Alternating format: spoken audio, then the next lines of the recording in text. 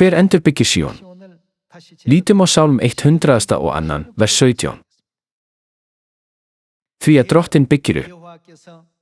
Hvað mun hann byggja? Síón.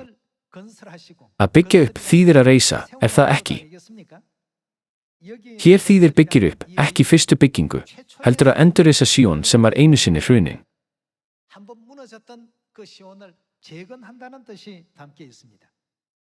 Í ensku biblíunni orðið rebuild notað mjög skýrt. Forskeyti ekki notað með merkingunni aftur til að gefa til kynna endurtekningu. Síón hafði eitt sinn verið stofnuð en var eyðilögð af röð atburða. Samt mun Guð reisa Síón aftur. Því segir í biblíunni, Guð mun endurreisa Síón. Svo ritað. Því að Drottinn byggir upp Síón og birtist í dýrð sinni.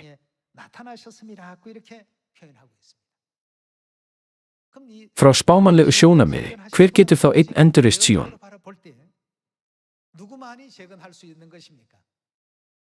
Segjum að þetta væri hluti handrits fyrir leikrit eða kvikmynd. Samkvæmt handritinu, hver myndi þá birtast og stofna Síón?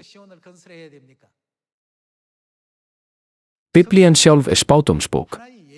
Allt skal uppfyllt samkvæmt þessu. Því, til að uppfylla spádóminn, verður Guð að koma og endurreisa Síón. Ekki aðeins staðurinn sem Guð stofnar hinn sanna Síón? Hvað segir í 5. kafla Opinberunarbókar? Einhver á himni eða jörðu eða undir jörðinni sem getur lokið upp bókinni eða litið í hana? Enginn. Þá þýðir það að rétt túlkun á 66 bókum biblíunnar getur ekki komið fram fyrr en Drottinn kemur.